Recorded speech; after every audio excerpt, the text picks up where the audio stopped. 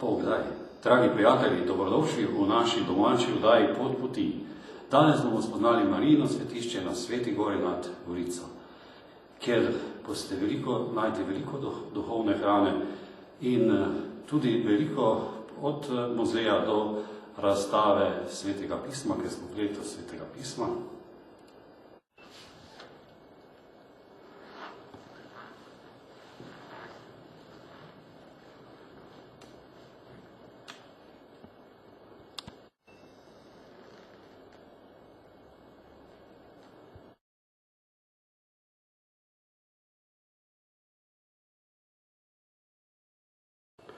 Sedaj bi poprosil patra Staneta, da nam poskuša opisati delovni dan na Sveti gori. Kdo se vam pomaga pri pastoralnem delu? Izvolite.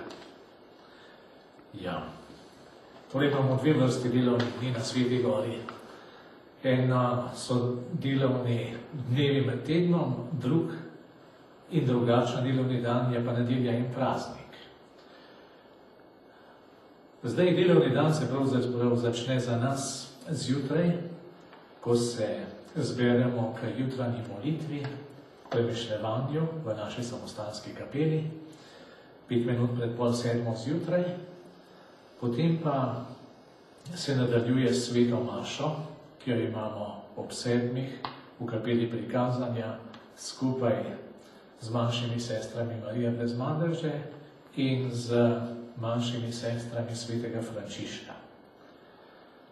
Potem duhovnemu vodu v naš dan se zberemo pri zajtrku v naši samostanski obednici, potem pa se odpravi vsak na svoje delo. Eni, recimo novicijat, imamo dopoldne šolo, novicijaško šolo, drugi različna druga opravila v hiši, na vrtu, potem razni opravki, do 15 minut pred 12, ko se ponovno zberemo k premišljevanju in k molitvi v naši samostanski kapeli. Potem imamo ob 12 skupno kosilo, po kosilu pa so različna dela v hiši, okoli hiše, priprava na romanja, na pridige, na srečanja z različnimi skupinami. Vsa tista opravila, ki so pač potrebna za to, da hiša kot je naša in da Božja pot, kar Sveta gora je, more normalno funkcionirati. Potem je popoldne spet sveta maša, ob 5, kjer smo na voljo spet za spoved, po maši pa 15 do 6 skupaj zmolimo rožni venec, litanije, večernice, potem večerjamo v samostanski obednici. Po večerji večina pogleda dnevnik, da vemo, kaj se dogaja v tem svetu, da vemo, zakaj ne molimo. Potem pa večer preživi vsak po svoje, razen ob četrtkih zvečer, ko imamo skupno adoracijo pred Najsvetejšim. To je delovni dan na tedno. Nedelja je malo drugačna, začne se sicer istočasno in na isti način, s to razliko, da smo potem že ob 7:30 v cerkvi, v spovednici in potem spovedujemo, dokler je potrebno, ponavadi je to tja do 12, še po 12, do 12:30, včasih tudi še dlje, odvisno kako so romarji. Popoldne smo pa spet od 3, najkasneje od 5:30 spet v spovednici in tja do 5, pol 6, odvisno koliko ljudi čaka na spoved. Seveda pa eden je vedno pri oltarju, kjer mašuje in pridiga. Sem noter v ta naš delovni dan, seveda spada vedno tudi pripravljenost na prihod romarjev, sprejemanje skupin, pogovori z ljudmi, spoved z ljudmi, ki pridejo na Sveto goro, prav zato, da bi se z nekom izmed nas pogovorili oziroma da bi opravili sveto spoved. Vedno moramo biti na voljo in to je ena izmed naših prednostnih nalog, ki jim posvečamo več pozornosti, tako da ljudje ne bi nikoli dobili občutka, češ nismo zaželeni ali pa nimajo časa za nas. Vedno smo nekaj tukaj za ljudi, ki prihajajo. Seveda bi pa vsega tega dela ne zmogli brez dobrih ljudi, ki nam pomagajo. Najprej gotovo na ta način, da imajo ljudje na Primorskem in širše zelo, zelo radi Sveto Goro, čutijo Sveto Goro. Uporabil bi kar besedo, ne zdi se mi premočna, da ljubijo Sveto Goro in zaradi tega živijo Sveto Goro, nam pomagajo. Na ta način, da molijo za nas, večkrat dobimo te odmeve, kako se nas spominjajo v molitvi, potem nam pomagajo z materialnimi darovi, s katerimi vzdržujemo svetišče, samostalno okolico. Potem so pa nekateri, ki so tudi ožje vključeni in sodelujejo pri različnih opravilih za svetišče. Recimo stalno prihajajo sem gor organisti, pevci, ki skrbijo za lepoto petja in s tem za večje bogatstvo bogoslužja. Potem je skupina, ki vsak teden pride in pomaga očistiti cerkev, zlasti prezbiterij, kapelo zadaj, zakristijo, oziroma vse tiste prostore, ki so s tem povezani. Potem prihajata dve gospe spet vsak teden, ki okrasita cerkev, tako da ljudje velikokrat z veseljem vstopijo v cerkev, s tem občutkom, da je cerkev čista in da je cerkev tudi lepo okrašena. Pomagajo nam tudi občasno redarji, ki skrbijo za promet, prostovoljci, ki nam pridejo pomagati pokositi travo po hribu pod cerkvijo. Potem gotovo velika pomoč v hiši so manjše sestre svetega Frančiška, ki skrbijo ne samo za naše gospodinstvo, ampak tudi za sprejemanje romarjev na porti, v zakristiji in večkrat priskočijo na pomoč pri bogoslužju in pri drugih stvarih tudi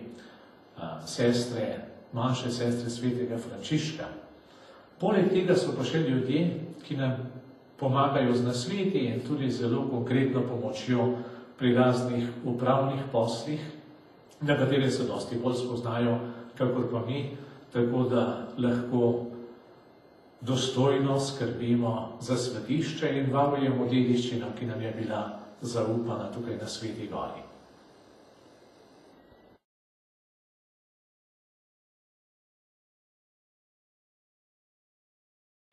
Kaj pravzaprav je novciat? Verjetno se drugajo tudi vaši trije fanti, če sem prav videl oziroma. Ja, poglejte, že od leta 1220. je v našem redu določeno, pravzaprav je to določil papež, ni to odkritje našega reda, da morajo kandidati, ki želijo vstopiti v redovno življenje, najprej opraviti leto dni preizkušnje. In to leto dni preizkušnje v naši provinci, slovenski frančiškanski provinci Svetega Križa, trenutno poteka tukaj na Sveti Gori.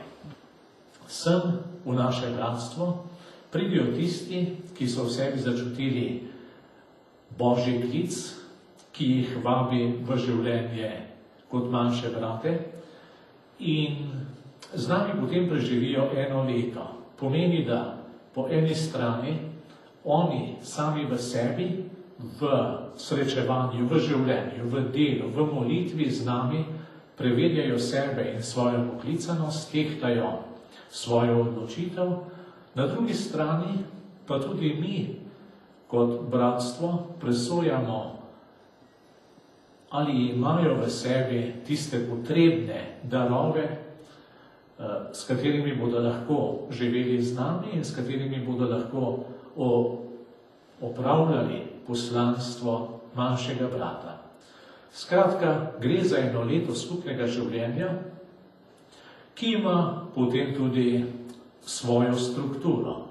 Namreč v tem letu naj bi novinci, kako jim rečemo, spoznali vodilo svetega Frančiška, vsaj nekaj naše redovne zakonodaje, ki to Frančiškovo vodilo potem prevaja v konkretne življenjske naloge, potem zgodovino našega reda, zgodovino naše province, Frančiškovo in frančiškansko duhovnost, duhovnost na splošno, skratka, te vsebine, s katerimi morajo postati koliko toliko domači, da bi v resnici vedeli, za kakšno življenje se odločajo in da bi se mogli s polno odgovornostjo v svobodi odločiti potem na koncu novicijata, ali bodo napisali prošnjo za obljube in na ta način začeli živeti kot manjši bratje. Njihovo življenje se pravzaprav v ničemer ne razlikuje od življenja nas, ki smo že naredili za obljube. Razlika je samo v tem, da oni naše življenje preizkušajo ali so poklicani van, mi pa svoje življenje živimo kot že poklicani. Trenutno so v našem novicijatu 3 bratje novinci in če bo vse prav, bomo čez dober mesec, se pravi 8. septembra, na Mali Šmaren, skupaj obhajali in se veselili njihovih prvih zaobljub. Bog daj, da bo tako. Jaz sem pa zahvaljujem v imenu naših gledalcev, da ste nam bili pripravljeni predstaviti, kaj ta beseda pomeni, oziroma še tudi kakšnega mladega povabimo, če začuti Božji klic, vsekakor je pa molitev tista, ki nas bo duhovno povezala. Hvala lepa.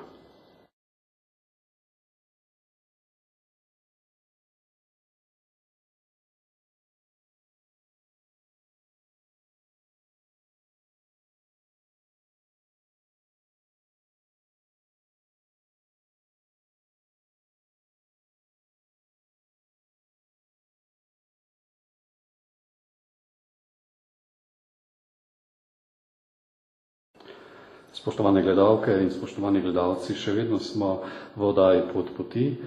Sedaj bomo prosili patera Staneta, da nam nekaj besed spregovori o letošnjem praznovanju 290 let kronanja milostne podobe in 100 let razglasitve bazilike na Sveti gori, in tudi vas, spoštovane gledalke in gledalci, če vas pot popelje v ta predel Nove Gorice oziroma Primorske, poromanjujte k Mariji in ne bo vam žal. Prosim. Ja, če ima neka Božja pot tako dolgo zgodovino, kako jo ima Sveta Gora, potem se v tej zgodovini nabere kar precej dogodkov in zaradi tega je tudi kar precej razlogov vedno znova za praznovanje. Kot rečeno, prav letos obhajamo 290-letnico kronanja milostne podobe. Glavna slovesnost je bila na nedeljo kronanco, kako ji rečemo. Ko smo se spomnili tega čudovitega dogodka, ki je dozorel v začetku 18. stoletja, takrat namreč so varuhi Svete Gore, naši bratje, frančiškani, zaprosili, da bi bila milostna podoba na Sveti Gori kronana. In ko so po točno določenem postopku, ki je predpisoval, čemu vse morajo zadostiti, dobili dovoljenje od Vatikanskega kanoniškega kapitla, je bila dejansko Marijina podoba takrat kronana leta 1717. Zanimivo je to, da smo imeli vse pripravljeno za kronanje tukaj na Sveti Gori.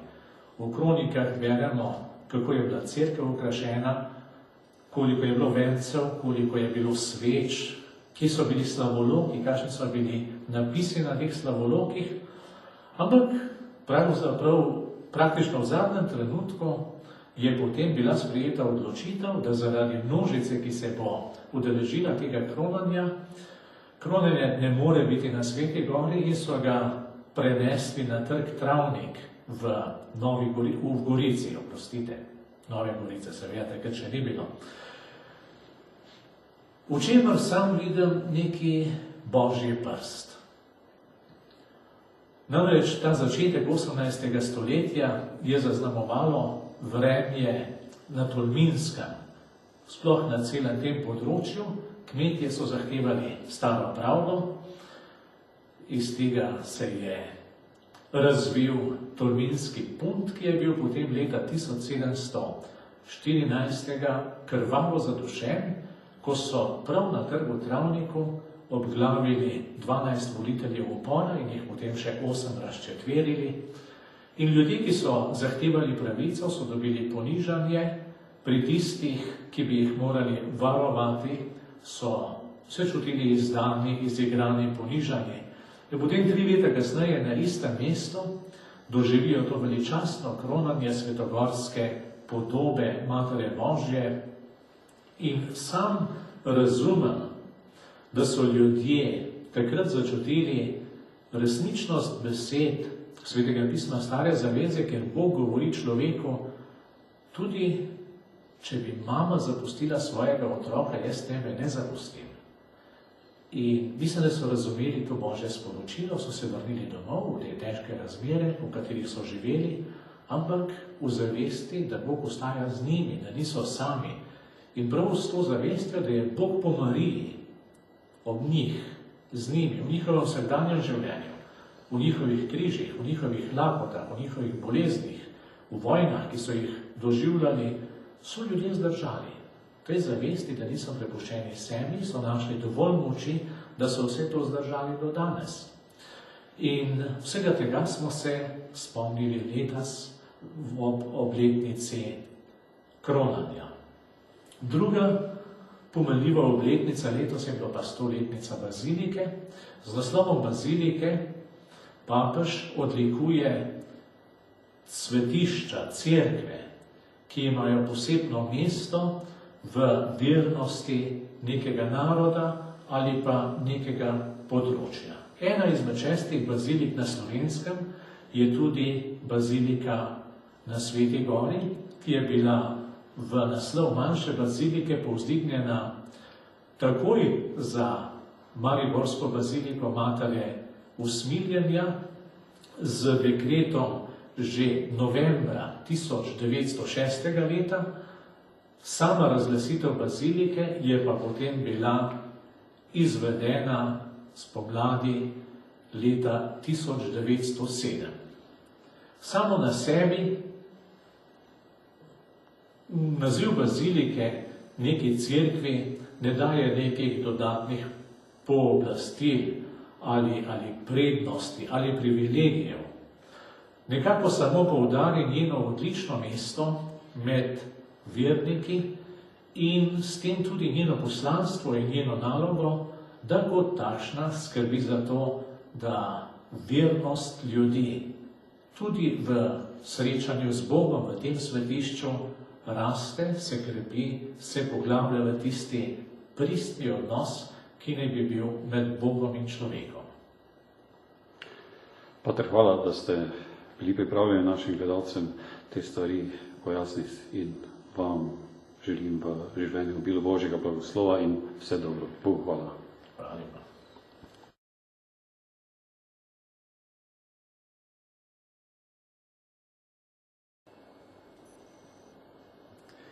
Poslanstvo nas, bratov frančiškanov na Sveti Gori, je raznoliko. Prva naša dolžnost je, da živimo redovno življenje po vzoru našega ustanovitelja, svetega Frančiška Asiškega. Naše drugo poslanstvo je duhovna oskrba romarjev, ki prihajajo na Sveto Goro. In naše tretje poslanstvo je kulturno poslanstvo. Tako prirejamo v naši baziliki koncerte sakralne glasbe in pa v Frančiškovi dvorani prirejamo razstave. Vsako leto priredimo razstavo jaslic in pa velikonočnih pirhov, pa tudi druge razstave. Sedaj imamo razstavljeno preko 100 svetih pisem, kajti letos je leto svetega pisma in tako želimo v ljudeh prebuditi zanimanje za to najbolj prevajano knjigo na svetu, kar je Sveto pismo, in da bi ga več brali in pa seveda tudi svoje življenje oblikovali po njem.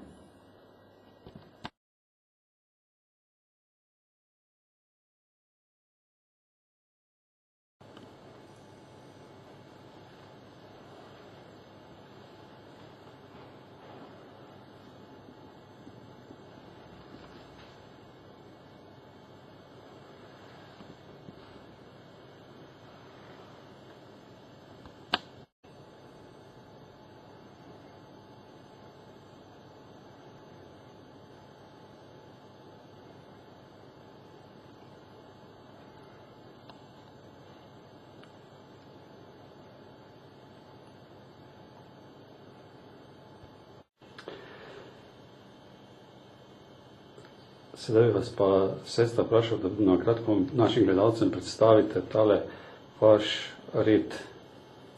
Smo naša sestra Marija Brezmatežne, mednarodni inštitut, ustanovljen v Rimu 24 let nazaj. Naša duhovnost povezuje spiritualiteto svetega Maksimilijana Kolbeja, polskega frančiškana minorita, in svete Terezije Deteta Jezusa, francoske karmeličanke. Naše poslanstvo je biti Marija, prinašati Kristusa današnjemu svijetu kot ona in z njo, posebej pa Marija kot brezmadežna. Zato tudi njih smo na poseben način posvečene. Ste, pravim, koliko ste seznanili, ste vaši redovi na Brezjah pa na Ptujski gori, ne? Ja. Potem bi še pa mogoče na kratko predstavili, kako pravzaprav pomagate vsem Romovim, ki pridejo, in tudi patrom na Sveti gori, na kratko. Ja, tukaj na Sveti gori pomagamo v svetišču, pomagamo v zakristiji pri pripravljanju za maše in tudi v kiosku z zvernim stiskom. Potem pa delamo drugače v kuhinji, v pralnici in na samostanskem vrtu pomagamo. Ja, hvala lepa, da ste nam na kratko predstavili tale red oziroma delo, poslanstvo, ki ga upravljate, in vse sestre lepo pozdravljam in hvala lepa in pokloni. Hvala. Kdo mi govorijo, da bodo sploh poslušali. Kako bodo vedeli, da ste mi to naročili vi, naša nebeška mati? Urška, ne boj se. S teboj bo moja milost in priprošnja. Drugega ne potrebuješ. Veruj.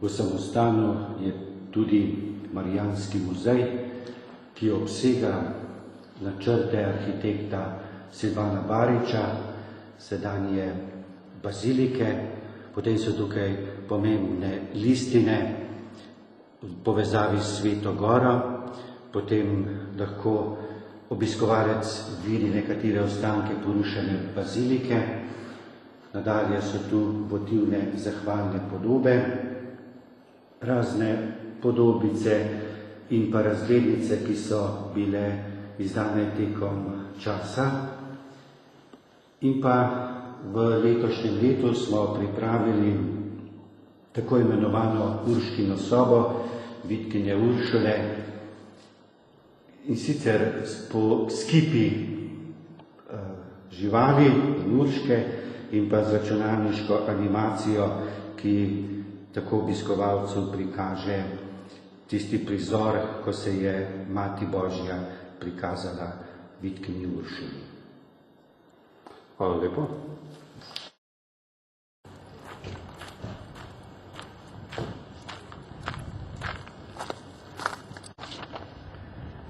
Vsaka Božja pot ima tudi romarsko hišo, romarski dom, tako so tudi na Sveti Gori zgradili najprej romarski dom in seveda ta je že drugi, ki ga sedaj vidite. Prvi je bil porušen v prvi svetovni vojni, nato so pozidali sedanjega. Leta 1947 je bil podržavljen in vrnjen na začetku 90-ih let prejšnjega stoletja v zelo slabem stanju. Naš namen je, da ga obnovimo, da bi ponovno služil romarjem. Sedaj morda v nekoliko drugačni obliki, vsekakor tudi za prenočišča, za duhovne vaje, za kulturne dogodke, pa tudi v povezavi z družinskim centrom, ki bo namenjen pomoči zakoncem, posameznikom oziroma ljudem, ki potrebujejo pomoč, ker so se znašli v življenjski stiski.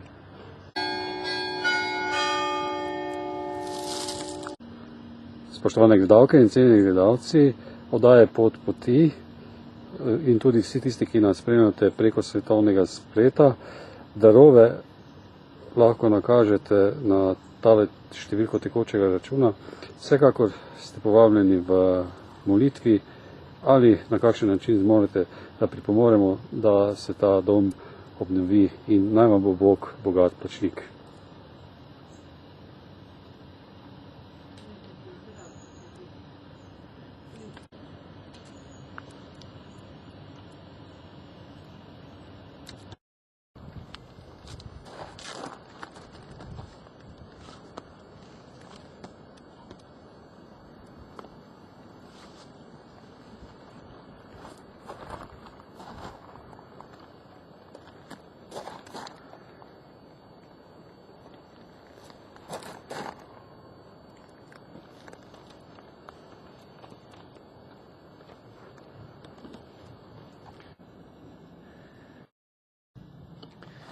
Sveti Frančišek Asiški, ki je bil Božji mož, je presunil ljudi svojo besedo, predvsem pa svojim življenjem. Med drugim je recimo tudi zapisal, kjer je ljubezen in modrost, tam ni ne strahu, ne nevednosti, kjer je potrpežljivost in ponižnost, tam ni ne jeze, ne vznemirjenja.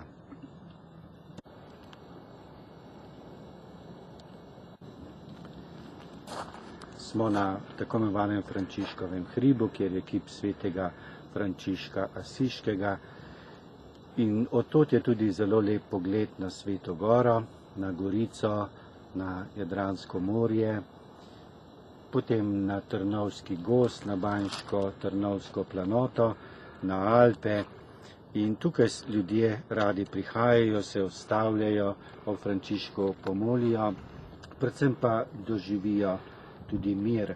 In tu doživijo tudi svetega Frančiška, ki je zavetnik ekologov, saj je v vsem stvarstvu videl Božje delo, zato je vsako stvar poimenoval z brat ali sestra in tako nagovori verne in neverne ljudi.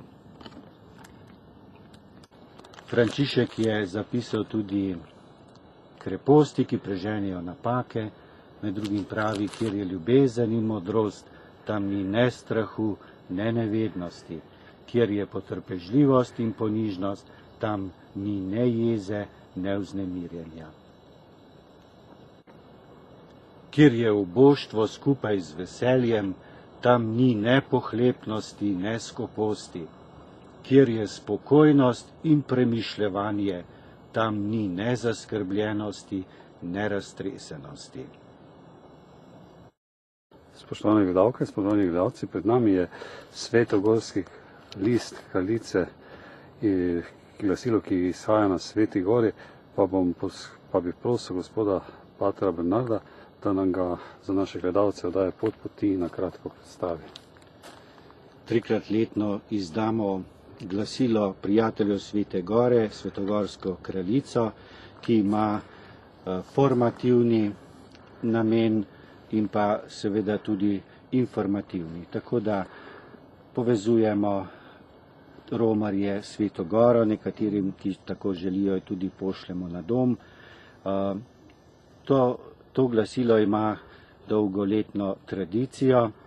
Zanimivost je v tem, da je v letih 1938 do 1939 bil to edini časopis, ki je izhajal na tem področju v slovenskem jeziku. To je bil čas hudega narodovanja in fašizma.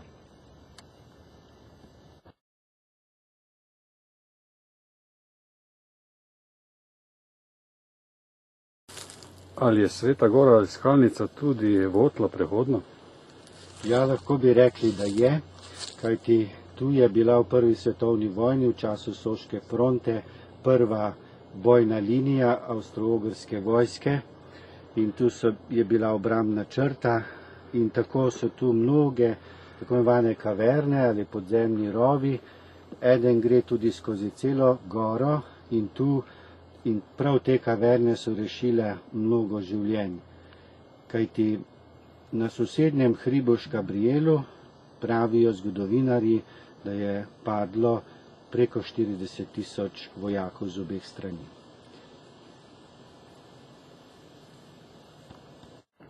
Spoštovane gledalke, spoštovani gledalci, lepo vas pozdravljam z Svete gore in vam želim mir in vse dobro in pridite in poromajte v to lepo svetišče. Mir in vse dobro, z Bogom.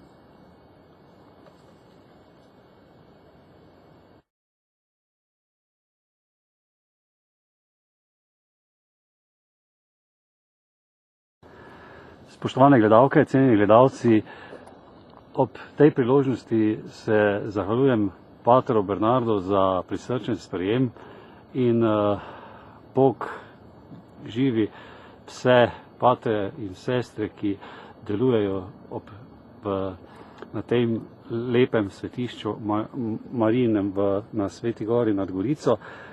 Hvala lepa za vse misli, besede, čeprav je beseda hvala premalo, in Bog vam naj bo bogat plačnik. Hvala lepa za prisrčen sprejem in beseda za naše gledalce za slovo. Dragi gledalci, spoštovani obiskovalci, romarji, dobrodošli na Sveti gori. Še vedno velja Marijino povabilo, da prihajate radi na Sveto goro in jo prosite milosti.